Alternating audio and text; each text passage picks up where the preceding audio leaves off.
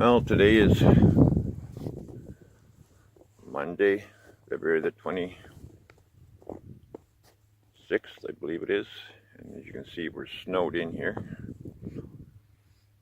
Truck's buried in snow over there. Plow truck is buried there. We're at +1 right now, just above freezing. And got socked over the weekend with a big snowfall. Could be 30 below zero yet, but it's warmed up.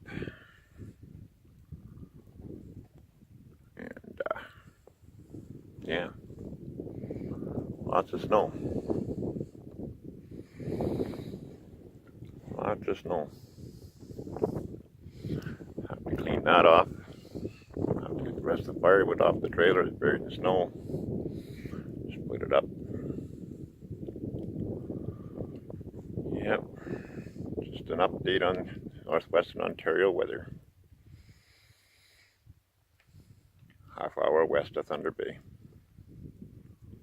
Okay, thank you. Short update.